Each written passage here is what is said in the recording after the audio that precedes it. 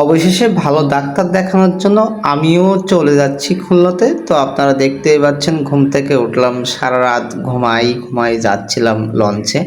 তো ওটা নদী পথে যাইতে হয়। আমি কুড়িকাউনের থেকে উঠছিলাম, ওঠার পরে দেখতেছি সময় কয়টা বাজে, দেখে উঠলাম আর কি। বাইরে যাব, ফ্রেশ হব, তারপরে সব দেখতেছি টুকটাক করে আর কি। ঘুম ভাঙেই না একবারে, চোখে ঘুম, দেখতেই পাচ্ছেন। জুতা দুইটা পরতেছি, পরে হচ্ছে এখন আমি মোটামুটি আর কি বাইরের পরিবেশটা দেখতে যাব।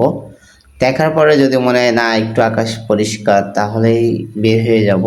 তা না হলে আবার বের হওয়া যাবে না, কারণ খুলনাতে একবারে ভোরবেলায় যদি কেউ বের হয় তাহলে তার ব্যাগ হারানোর সম্ভাবনা থাকে। তো আমি উঠে দরজাটা খুলতেছি, লক করে দেখলাম না ঠিক আছে, সব কিছু ওকে। বেরোয় গেলাম, খুব দ্রুত বেরোয় যাচ্ছে, যে আসলে অনেক পরিষ্কার হয়ে গেছে। তো টেডি বিয়ার দেখতেই পাচ্ছেন, বোনের জন্য নিয়ে যাচ্ছি। তো আমরা একবারে তিনতারা লঞ্চের একদম উপরে ছিলাম, উপরের কেবিনে। সেখান থেকে নামতেছি, সবাই নেমে গেছে প্রায়, আমি দেখতেছি একমাত্র লাস্টের দিকে আসি। তো এখানে নামার পরে এ ব্যাগটা নেই, ও ব্যাগটা নেই, এই কানের কাছে হুজুস হুজুস করে, সে একটা অবস্থা। আমি একজন তো পাস ছাড়তেছে না, ভাই কোথায় যাবেন, ভাই আমার এখানে আসেন, ভাই কি হইলো, কথা কন না কেন, ভাই ভাড়া কম নিবানে, অমুক তমুক এরকম ইত্যাদি ইত্যাদি হ্যাসেলের ভিতরে এখানে আসলে পড়তে হয়। আপনারা যারা খুলনা এসেছেন দেখবেন নামার সাথে সাথে সেই ইজি বাইক, রিক্সা যারা আছে তারা কিন্তু আমার পাশে এখনো ঘুর করতেছে, যদিও আমি এতক্ষণ ক্যামেরার ভিতরে তাদের রাখে নাই। দেখতেই পাচ্ছেন আপনারা, এত পরিমাণে হ্যাসেলের ভিতরে ফেলাবে। আপনার বাচ্চা থাকলে বাচ্চাটা আগে নিয়ে নেবে, নেওয়ার পরে তো আপনি তার গাড়িতে যাবেনই। তো যাই হোক, আমি একটু স্ট্রং লেভেলের ছিলাম, তার জন্যই তারা কিন্তু আমার ব্যাগ বা টেডি বিয়ার কিছু নিতে পারে নাই। আমি বললাম যে আমি একটা কল করে দেখি। অবশেষে গাড়িতে উঠে পড়লাম, ক্যামেরাম্যানকে দেখতে পাচ্ছেন, অনেক সুন্দর একটা দৃশ্য, ষাট গম্বুজের দৃশ্য দেখতেই পাচ্ছেন।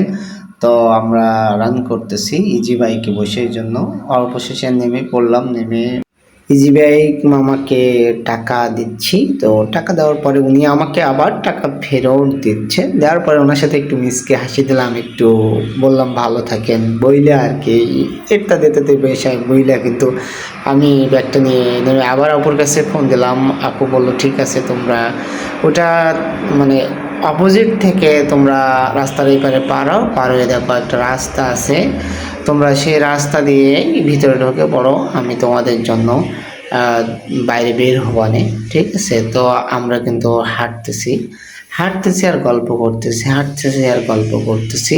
সে একটা মজার ব্যাপার, যে আর কত দূর, এরকম একটা টেনশন কিন্তু মাথার ভিতরে আসে।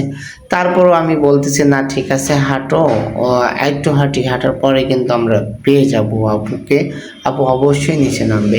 অবশেষে আমরা দেখি আপু তো নিচেই নামে নাই, তিনতলার ওপর থেকেই কিন্তু আমাদেরকে ডাক দিছে। তারপরে হচ্ছে গেট খোলা আছে, কেমন দেখো গেট খোলা আছে দেখে আমি কিন্তু উঠে গেছি।